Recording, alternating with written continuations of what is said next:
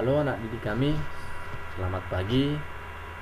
Apa kabar anak didik kami semua? Bapak harap kalian semua dalam keadaan sehat dan tetap semangat untuk mengikuti pembelajaran daring ini.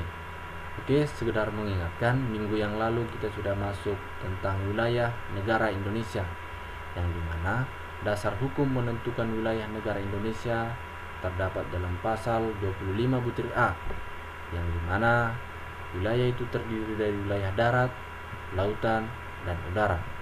Hari ini kita masuk materi selanjutnya mengenai kedudukan warga negara dan penduduk Indonesia. Yang akan kita bahas di sini adalah warga negara dan penduduk. Itu anak didik kami perhatikan baik-baik ke sini. Rakyat sebuah negara dibedakan menjadi dua, yaitu penduduk dan bukan penduduk, warga negara dan bukan warga negara. Perbedaan antara penduduk dan warga negara: penduduk adalah orang yang bertempat tinggal atau menetap dalam suatu negara, sedangkan warga negara adalah orang yang secara hukum merupakan anggota suatu negara. Oke, anak didik kami perhatikan dulu tabel peta berikut. Orang-orang yang mendiami suatu wilayah, ada penduduk dan bukan penduduk. Penduduk ini warga negara. Warga negara dibagi dua, yaitu warga negara keturunan dan warga negara pribumi atau asli. Dan bukan penduduk, ada bukan warga negara keturunan, dan bukan warga negara asing. Oke, jadi warga negara tadi dibagi dua dan bukan warga negara dibagi dua, antara warga negara keturunan dan warga negara pribumi. Oke, untuk lebih jelasnya perhatikan penjelasan berikut ini. Yang pasti setiap negara mempunyai dasar hukum untuk menentukan kewarganegaraan di negara tersebut. Contohnya termasuk negara Indonesia. Dasar hukum mengenai kewarganegaraan Indonesia itu terdapat dalam Undang-Undang Nomor 12 Tahun 2006 dan Undang-Undang Dasar 1945 Pasal 26 menjelaskan bahwa yang menjadi warga negara ialah orang-orang bangsa Indonesia asli, garis bawahi, orang bangsa Indonesia asli dan orang bangsa lain yang disahkan dengan undang-undang sebagai warga negara. Maksudnya adalah warga negara Indonesia tidak semua orang-orang pribumi atau asli, melainkan warga bangsa lain yang sudah disahkan secara undang-undang. Kemudian di ayat yang kedua, penduduk ialah warga negara Indonesia dan orang asing yang bertempat tinggal di Indonesia. Berarti penduduk lebih luas cakupannya dari warga negara, karena penduduk diartikan warga negara Indonesia udah termasuk dan orang-orang asing yang bertempat tinggal di Indonesia. Kemudian ayat ketiga, hal-hal mengenai warga negara dan penduduk diatur dengan undang-undang. Ini yang mengatur adalah Undang-Undang Nomor 12 Tahun 2006.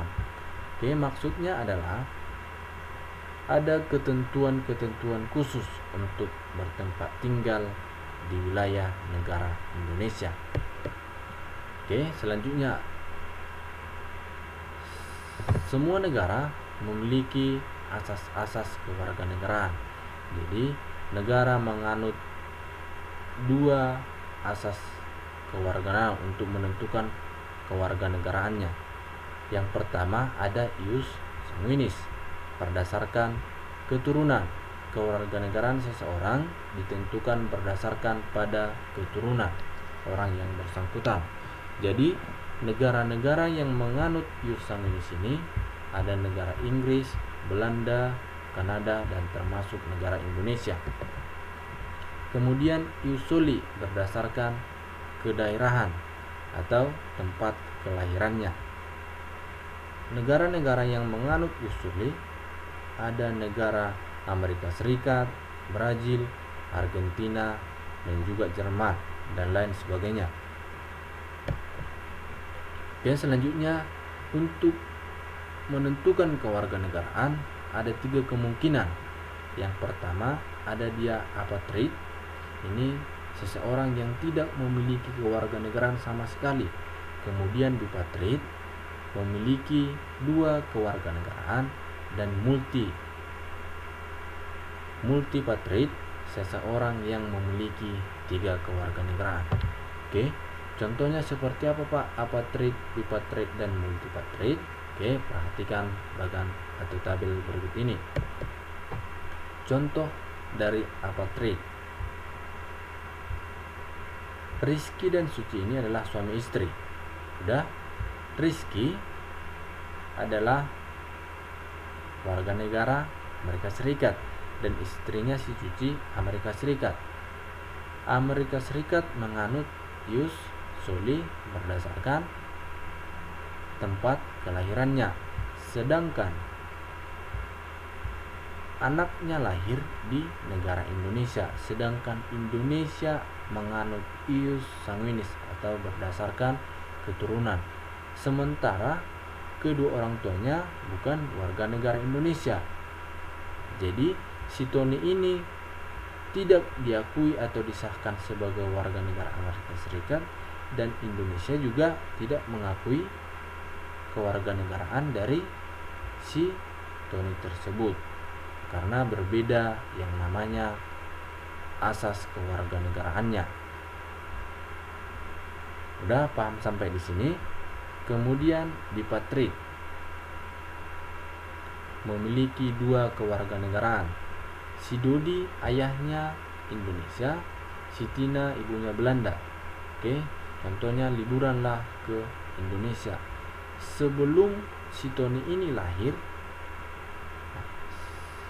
atau setelah si Tony ini lahir, si Tina belum naturalisasi menjadi negara Indonesia atau sebaliknya. Tetapi si Tony anaknya lahir di Indonesia. Jadi karena Indonesia dan Belanda menganut ius sanguinis, jadi si Tony memiliki 2 kewarganegaraan. Indonesia mengakui si Tony sebagai warga negaranya, dan Belanda juga mengakui si Tony ini sebagai warga negaranya karena sama-sama menganut berdasarkan keturunan.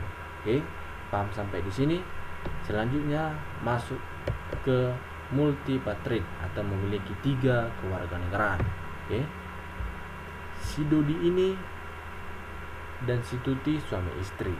Si Dodi atau ayahnya orang Indonesia, si Tuti orang Belanda. Oke. Liburanlah orang tuanya ini atau liburanlah kedua ini ke negara Brazil. Sementara sebelum atau setelah si Suci ini lahir, si Tuti ini belum naturalisasi menjadi negara Indonesia. Udah, atau begitu pula selanjutnya. Lahirlah anaknya si Suci di Brazil. Indonesia dan Belanda tadi menganut ius sanguinis berdasarkan keturunan. Oke. Sementara Brazil menganut yang namanya ius soli berdasarkan asas kelahirannya. Jadi si Suci ini memiliki 3 kewarganegaraan. Si Suci juga diakui sebagai warga negara Indonesia dan juga warga negara Belanda, dan Brazil juga mengakui si Suci sebagai warga negaranya. Oke, paham sampai di sini? Oke, selanjutnya ada 2 cara menentukan status kewarganegaraan yang dilakukan oleh pemerintah. Oke, yang pertama ada stelsel aktif, seseorang yang harus melakukan tindakan hukum tertentu secara aktif atau naturalisasi biasa. Oke, contohnya yang naturalisasi Indonesia, contohnya pemain bola Christian Gonzalez yang dulunya negara Argentina naturalisasi menjadi warga negara Indonesia. Kemudian yang kedua, stelsel pasif, seseorang yang dengan sendirinya dianggap menjadi warga negara tanpa melakukan tindakan hukum tertentu. Oke, dan ini dilakukan naturali istimewa tanpa melakukan secara atau melakukan tindakan secara hukum. Oke, sampai di sini untuk materi kita hari ini. Jika ada yang kurang paham dan anak didik kami juga bisa lebih memperluas wawasannya dengan membaca buku yang sudah Bapak berikan. Jika ada yang kurang dipahami atau yang mau bertanya, silakan kirim dalam kolom komentar. Sekian untuk pertemuan kita pada hari ini. Selamat pagi.